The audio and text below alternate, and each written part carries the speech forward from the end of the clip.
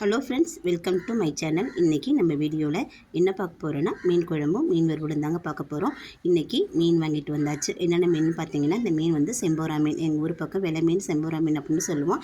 அப்புறமா நவரப்படி, ஒரு காளா மீன், 4-5 நவரப்படி வாங்கியிருக்கிறோம். அதுக்கப்புறம் பார்த்திங்கன்னா இந்த மீன் வந்து செப்பிலி மீனுன்னு சொல்லுவாங்க. இது வந்து குட்டி வவ்வாப்பாறை, அப்புறம் ஒரே ஒரு சீலா, எல்லாம் சேர்த்து கலப்பி மீனாக வாங்கியிருக்கோம். அப்புறமா பாறை மீன் வாங்கியிருக்கோம். கொஞ்சம் சின்ன சின்னதாக உள்ள பாறை மீன் வாங்கியிருக்கோம். இது எல்லாமே சேர்த்து வறுத்துட்டு குழம்பு வைக்க போகிறேங்க. மீனை இப்போ சுத்தமாக க்ளீன் பண்ணி எடுத்துகிட்டு வந்துட போகிறேன். மீன் எல்லாமே க்ளீன் பண்ணி எடுத்துட்டேன். மீன் நடுவில் சின்ன சின்னதாக கோடு போட்டு எடுத்துகிட்டு வந்திருக்கேன். கொஞ்சம் பெருசாக உள்ள மீனில் ஏன் கோடு போட்டிருக்கேன்னு பார்த்தீங்கன்னா, வறுக்கும் போது அப்போ தான் உப்பு காரம் எல்லாமே அதில் இறங்கி நல்லா ஊறி மீன் சாப்பிட்றதுக்கு சூப்பராக இருக்கும். அப்புறம் பெருசாக இருந்துச்சு பார்த்தீங்களா மீன், அந்த மீன் உள்ள தோல் எல்லாமே நான் உரிச்சிட்டேன். எப்போவுமே பாறை மீன், அந்த பெருசாக இருக்கிற மீனுக்கு, செம்போரா மீன் எல்லாத்துக்குமே தோல் உரிச்சிடுவேன். ஏன்னா தோல் கொஞ்சம் அழுத்தமாக இருக்குங்க. நீங்களும் தோல் உரிச்சிட்டு தான் சமைப்பீங்கன்னா கமெண்ட் பாக்ஸில் கமெண்ட் பண்ணுங்கள். இப்போ வாங்க எப்படி குழம்பு மசாலா ரெடி பண்ணுறதுன்னு பார்க்கலாம். இப்போது மீன் வறுவலுக்கு தேவையான மீனை மட்டும் எடுத்து வச்சுருக்கேங்க. இது கூட தனி மிளகாத்தூள் சேர்த்து, உங்களுடைய காரத்துக்கு ஏற்றாற் போல் நீங்கள் மிளகாத்தூளை சேர்த்துக்குங்க.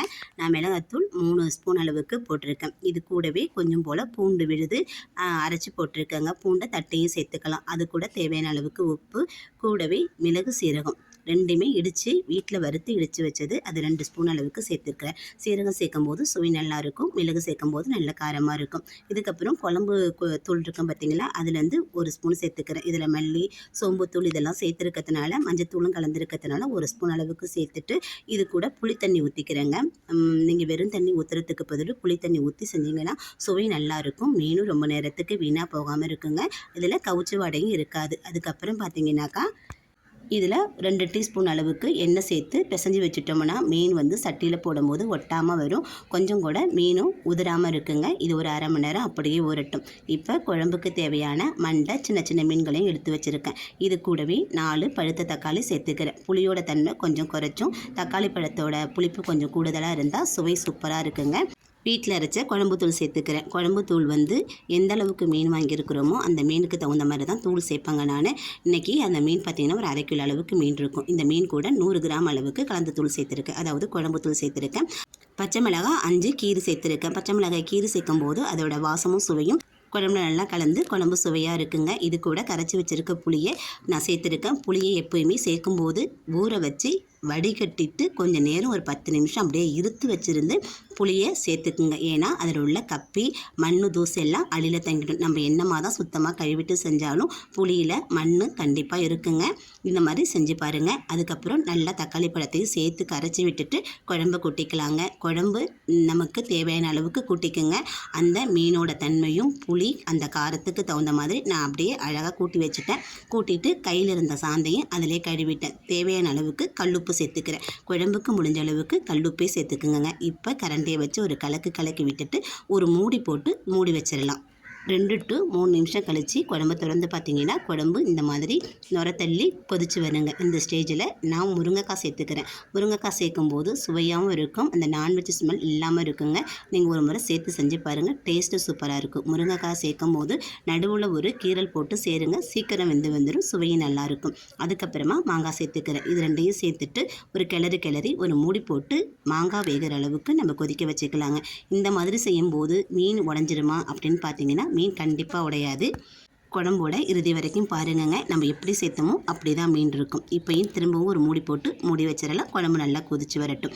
குழம்பு சூப்பராக தளன்னு கொதிச்சு வந்துருச்சு. இது கூட நம்ம தாளிப்பு போட்டுக்கலாங்க. தாளிப்புக்கு முன்னாடி ஒரு 10 பல் பூண்டு இடித்து வச்சுருக்கேன். முழுசாக சேர்க்கக்கூடாது, இடித்து வச்சுருக்கேன். இடித்த பூண்டையும் இது கூட சேர்த்துக்கோங்க, சுவை சூப்பராக இருக்கும். இதை நல்லா கிளறி விட்டுட்டு ஒரு தாளிப்பு போட்டுக்கலாம். தாளிக்கிறத வந்து முன்கூட்டியே தாளிச்சுமே குழம்பு கூட்டி போடலாம், இல்லை குழம்பு கொதிச்சதுக்கு அப்புறமே மீன் குழம்பு கூட்டிக்கலாங்க. உப்பு காரம் இந்த நேரத்தில் செக் பண்ணி பார்த்துக்குங்க. உப்பு கொஞ்சம் கம்மியாக இருந்ததுனால நான் உப்பு கொஞ்சம் போட்டுக்கிறேன். தாளிக்க வடை சட்டி அடுப்பில் வச்சுட்டேங்க. சட்டியில் எண்ணெய் ஊற்றிட்டு நல்லா காஞ்சதுக்கப்புறம் வெந்தயத்தை போட்டுக்கிறேன். வெந்தயம் பொரிஞ்சு வந்ததுக்கப்புறம் இது கூட கட் பண்ணி வச்சுருக்கேன் வெங்காயத்தை நீளவாக்கில் கட் பண்ணி வச்சுருக்கேன், பெரிய வெங்காயம், அது கூட கருவேப்பிலை, இதையும் சேர்த்து நல்லா பொன்னிறமாக வதக்கி விட்டுக்கலாம். வெங்காயம் எந்த அளவுக்கு வதங்கி வருதோ அந்த அளவுக்கு நல்லா வாசமாக இருக்கும் குழம்பு. இது கூட சின்ன வெங்காயம் சேர்த்து நம்ம இன்னும் தாளிக்கும் போது இன்னும் கூடுதல் மணமாகவும் சுவையாகவும் இருக்குங்க. நீங்களும் எந்த மாதிரி தாளிப்பீங்க, எந்த வெங்காயம் பயன்படுத்துவீங்கிறத சொல்லுங்கள். தாளிச்சாச்சு. இப்போ நம்ம குழம்பு கூட சேர்த்துக்கலாம். குழம்பும் சிம்மில் தான் வச்சுருக்கேன். தாளிக்கிற வரைக்குமே குழம்பு நான் ஆஃப் பண்ணலை. நான் மீன் எடுத்து காமிக்கிறேன் பாருங்கள். மீனும் உடஞ்சிருக்காது. இப்போ தாளித்தது எல்லாமே குழம்புல சேர்த்துட்டேங்க. அங்கே பாருங்கள், மீன் வந்து எடுத்து வச்சுருக்கேன் பாருங்கள். முழுசாக தான் இருக்குது, மீன் உடையலை. கடைசி வரைக்குமே மீன் உடையாது. இந்த மாதிரி நீங்களும் ஒரு முறை குழம்பு வச்சு பாருங்கள். குழம்போட மனமும் சுவையும் சூப்பராக இருக்கும். ட்ரை பண்ணி பாருங்கள். அடுத்தது மீன் வறுவல் தாங்க. மீன் நல்லா ஊற வச்சு அரை மணி நேரம் ஊறி வந்துருச்சு. இப்போ நம்ம சட்டியில் சேர்த்துக்கலாம்.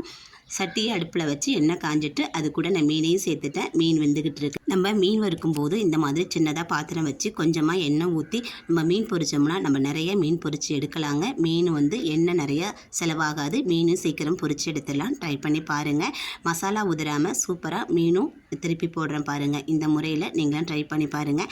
எங்கள் வீட்டில் சிம்பிளான மீன் குழம்பு மீன் வறுவல் ரெடி ஆகிடுச்சு. உங்கள் வீட்லேயும் நீங்கள் எந்த மாதிரி ரெடி பண்ணுவீங்கிறத என் கூட ஷேர் பண்ணிக்கோங்க. பிடிச்சா லைக் பண்ணுங்கள், சப்ஸ்கிரைப் பண்ணி சப்போர்ட் பண்ணுங்கள். நீங்கள் கொடுக்குற லைக், ஷேர், கமெண்ட் என்னுடைய வெற்றி பாதைக்கு வழிவகுக்கும். மற்றொரு நல்ல ஒரு பதிவில் சந்திப்போம். நன்றி, வணக்கம். வாழ்க வளமுடன்.